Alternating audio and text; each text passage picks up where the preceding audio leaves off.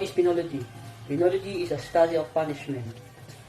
Sinasaklaw nito ang mga teorya, kasanayan at prinsipyo na may kaugnayan sa sistema ng penal. Kabilang ang filosofiya sa likod ng parusa, ang disenyo at pamamahala ng mga bilangguan, ang pagbuo ng mga programa sa rehabilitasyon at ang pagtatasa ng bisa ng iba't ibang anyo ng parusa at ang mga pamamaraan ng pagwawasdo. Sinasaklat ng mga penologist na maunawaan at matugunan ang mga isyu tulad ng pagpigil, pagganti, rehabilitasyon at ang pangkalahatang epekto ng sistema ng justisyang kriminal sa mga individual at lipunan. Who is penologist? Penologists work in prison system alongside inmates, prison guard, probation officers, and other prison staff. The philosophy of punishment and penology explores the purpose, justification, and methods of punishing individuals who have committed crimes. There are some key aspects. Ang pananaw na ito ay nangangatwiran na ang parusa ay dapat nakatumbas ng pinsalang dulot ng krimen. Nilalayon nito balansehan ang timbangan kung hustisya sa pamamagitan ng pagdurusa sa nagkasala na katumbas ng kanilang maling gawain. Ang layunin dito ay upang hadlangan ang parehong nagkasala at ang mga potensyal na nagkasala sa hinaharap mula sa paggawa ng mga krimen. Mayroong dalawang uri ng pagpigil. Ang partikular na pagpigil ay naglalayong pigilan ang individual na nagkasala mula sa muling pagkakasala, habang ang pangkalahatang deterrence ay naglalayong pigilan ang iba sa lipunan na gumawa ng mga katulad na krimen sa pamamagitan ng takot sa parusa. Nakatuon ang diskarteng ito sa reforma at rehabilitasyon ng nagkasala. Nilalayon nitong tugunan ang mga ugat ng kriminal na pag-uugali tulad ng paggumon o psikolohikal ng mga isyu at tulungan ang mga individual na muling magsama sa lipunan bilang mga mamamayang sumusunod sa batas. Pagpapanumbalik at pagpapanumbalik. Ang mga ilang filosofiya ay nagbibigay diin sa paggawa ng pagbabago sa biktima at lipunan. Maaaring kabilang dito ang pagbibigay ng kompensasyon sa biktima sa panlalapi o sa pamamagitan ng serbisyo sa komunidad. Gayon din ang pagpapanumbalik ng tiwala at pagkakasundo sa komunidad. Ang ideya dito ay protektahan ang lipunan sa pamamagitan ng pisikal at pag-alis na nagkasala mula sa komunidad, kadalasan sa pamamagitan ng pagkakulong upang maiwasan ang karagdagang pinsala. Sinusuri ng pilosopiyang ito ang parusa batay sa pangkalahatang kaligayahan o kagalingan dulot nito sa lipunan. Ang parusa ay dapat mabawasan ng pinsala at i-maximize ang mga benepisyo para pinakamaraming bilang ng mga tao.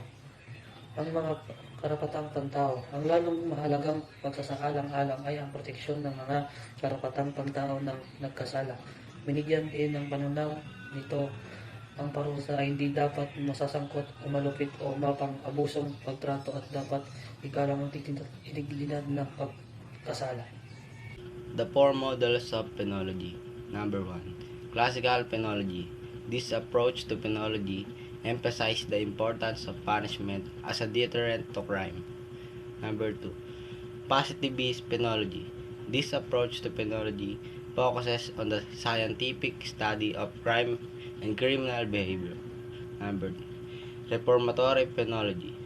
This approach to penology emphasizes the importance of rehabilitation and reform in reducing recidivism rates. Number 4. Critical penology. This approach to penology questions the assumption and practices of criminal justice system. Correction of criminals. Correction refers to the supervision of person arrested or convicted of sentence for criminal offense. Correctional population fall into general categories: institutional correction and community correction. Punishment: the infliction of some kind of pain or loss upon the person for an misdeed, the transgression of a law or command. Punishment may take form ranging from capital punishment, flogging, forced labor, and mutilation of the body, to imprisonment and fine. Different punishment concept. justification of punishment. According to the utilitarian moral thinkers, punishment can be justified solely by its consequences. That is to say, according to the utilitarian account of punishment, I ought to be punished means that A has done an act harmful to people and it needs to be prevented by punishment or the threat of it. Hi everyone, I am here to discuss the judicial conditions of penalty. So, what is judicial conditions of penalty? This is the state that must to apply the laws without bias and favor. Its imposition is general. It must be equally applied to all. And here are the different kinds of judicial conditions of penalty. The first one is productive of suffering, without however affecting the integrity of human personality. The second one is commensurate with the offense. Different crimes must be punished with different penalty. The third one is personal. It must be imposed only upon the criminal and no other. The fourth one is legal. The consequence must be in accordance with the law of judgment. The fifth one is equal. Must be equal that applies to all persons regardless of circumstances. 6 is certain. Must be certain to that one cannot escape from it. And the last one is correctional. Changes the attitudes of offenders and become law-abiding citizens. What is prison? Prison is also known as penal penitentiary or correctional facility is an institution for the confinement of persons who have been remanded or held in custody by a judicial authority or have been deprived of their liberty following conviction for a crime. What is the purpose of prison? The purpose of prison is to punish individuals for committing a crime, and it includes a punishment, deterrence, and rehabilitations. And these are the responsibilities of prison: to enforce rules and keep order within jails or prison. It includes safekeeping of all inmates, maintaining and improving the welfare of all confined within it, and also performance of these objectives with the maximum efficiency and economy. And that's all. Thank you for listening to my discussion. Good day everyone, I'm the last member to discuss our lesson 6, Criminology and Penology. I'm going to discuss the part of this lesson which is the Bureau of Correction in the Philippines and Rehabilitation Programs and Executive Clemency. What is Bureau of Correction? Bureau of Correction or BUCOR, Department of Justice. The Bureau of Correction is an agency under the Department of Justice that is charged with custody and the rehabilitation of national offenders, that is, those sentenced to serve a term of imprisonment of more than 3 years. Number 1. San Ramon Prison and Penal Farm. The San Ramon Prison, originally established to house political prisoners and totally destroyed in 1899, was reconstructed in 1907 because it was felt necessary to provide a central penal institution in the southern part of the archipelago for offenders coming from all the non-Christian and Mohammedan provinces. Number 2. Iwahig Prison and Penal Farm. This unique prison without bars was established by the Americans in 1904. The inmates then was farmed instead of either spending time behind bars. The more enterprising earned by making handicrafts and the productive activities during their spare time. Number 3. Correctional Institution for Women. On November 27, 1929, the Correctional Institution for Women or CIW was created under Act No. 3579, while Davao Penal Colony in Southern Mindanao was opened in 1932 under Act No. 3732. The CIW was founded to provide separate facilities for women offenders and to cater to their gender difference. Number 4. Davao Prison and Penal Colony. The Davao Penal Colony, which was opened in January 1932, is situated in the province of Davao on the island of Mindanao, where approximately 28,816 hectares of virgin land were set aside for the establishment of the institution. The average inmate population of the colony is 2,900. Number 5. New Bilibid Prison. New Bilibid Prison in Muntinlupa, Manila estimates solar prison designed to house the prison population of the Philippines. It is maintained by the Bureau of Correction under the Department of Justice. As of October 22, the NBP housed 29,204 inmates, exceeding its ideal capacity of 6,345. Number 6. Sablayan Prison and Penal Farm.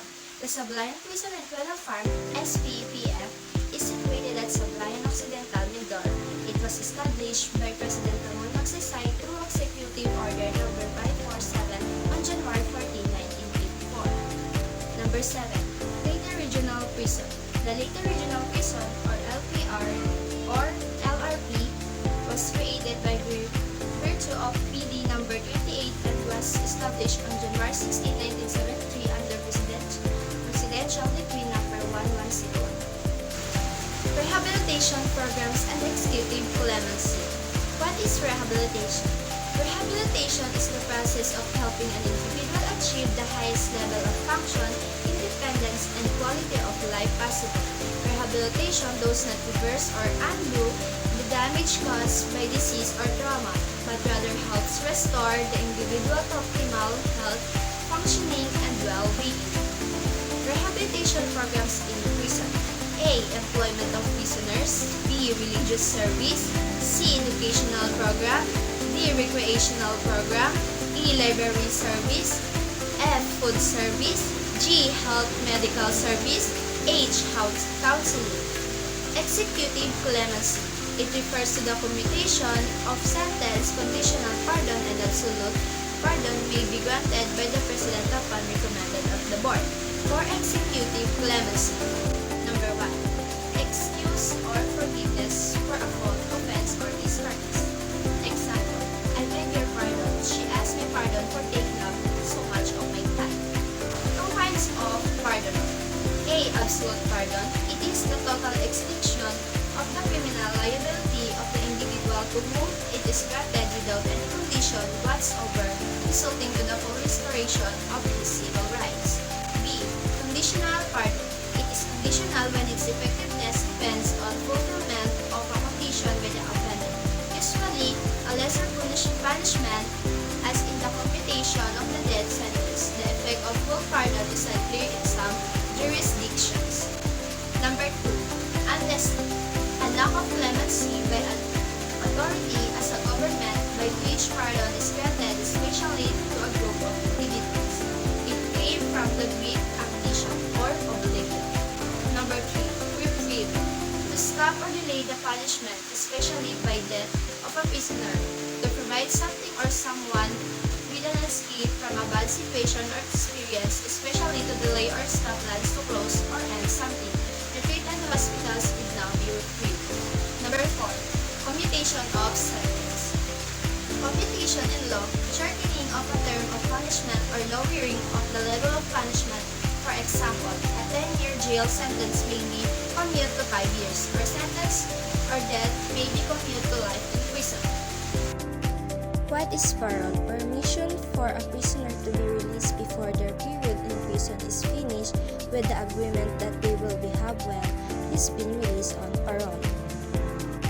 What is probation? Probation is a period of time during which a person who has committed a crime has to obey the law and supervised by probation officer rather than being sent to prison.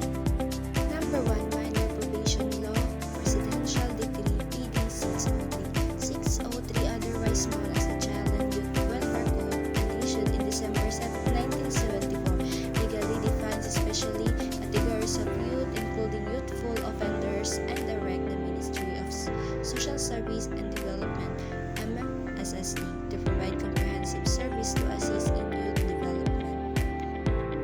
And number 2, Adult Probation Law of Presidential Decree 968 is otherwise known as the Adult Probation Law of 1976, was signed into law by President Ferdinand Marcos of the Philippines on July 24, 1976, that led to the creation of probation administration to administer the probation system.